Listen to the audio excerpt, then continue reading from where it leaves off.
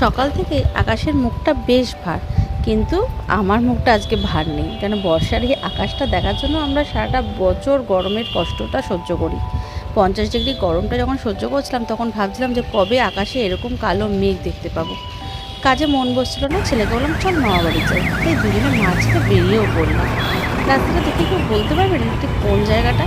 সারাটা সপ্তাহ কাজ করে ক্লান্ত থাকার পরে আমার ছেলের কিন্তু ঘরে এতটুকু মন বসে না। তাকে যে বলছে দাদুর বাড়ি যাবি, দেখুন কত এনার্জি নিয়ে, কত ফুর্তি নিয়ে সে রাস্তায় নেমে পড়েছে।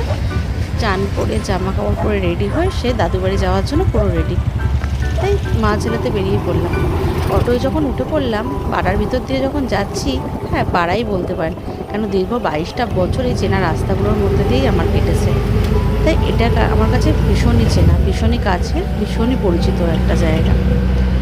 এখান দিয়ে যখন যাচ্ছিলাম ছোটোবেলার কত কিছু মনে পড়ছিল। এই যে লেকটা, এই লেকটাতে অনেক স্মৃতি, ছোটোবেলার বন্ধুদের সাথে অনেক আড্ডা মেরেছি।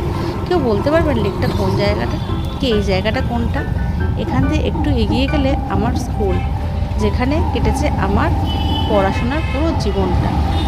তাই ছেলেকে এই সমস্ত দেখাতে দেখাতে আস্তে আস্তে এগিয়ে চললাম বাড়ির দিকে। খানিকটা দূর গিয়ে নেমে পড়বো, নেমে এবার পাড়ার ভিতর দিয়ে যাচ্ছি। যেতে গিয়ে ভাবছিলাম যে কত সবুজে ঘেরা পরিবেশে বড় হয়েছি, আর এখন যেখানটা থাকি সেটা একটা জাস্ট কংক্রিটের জঙ্গল বলে মনে হয়।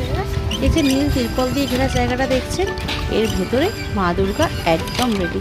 কিছু কিছু মা দুর্গা তো সুন্দর করে রঙও হয়ে গেছে। বাবা লোকনাথের মন্দিরে একটু নমস্কার করে এগিয়ে চললাম মা বাবার কাছে।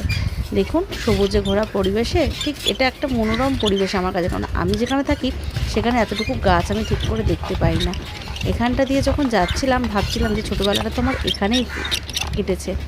আকাশটা দেখে মনে হচ্ছে না যে মা আসার সময় হয়ে গেছে? শরতের আকাশের পেঁচা তুলটা দেখে মনটা খুব ভালো হয়ে গেল, দারুণ লাগছিল। মানে সবুজ চারিদিকটা না, বর্ষার জল পেয়ে গাছগুলো এত সুন্দর সবুজ হয়ে উঠেছে।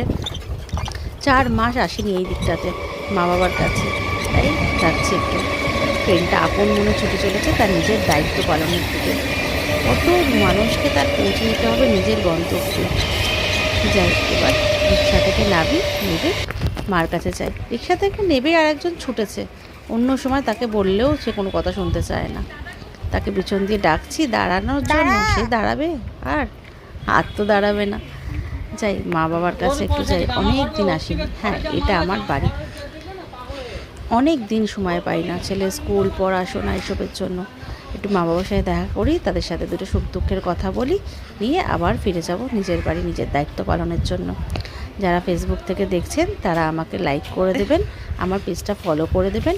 যারা ফেসবুক থেকে দেখছেন না, যারা ইউটিউবে আছেন, ইউটিউবের বন্ধুদের জন্য বলছি একটু সাবস্ক্রাইব করে দিও, বন্ধু হিসেবে পাশে থেকো, বেল আইকনটা টিপে দিও।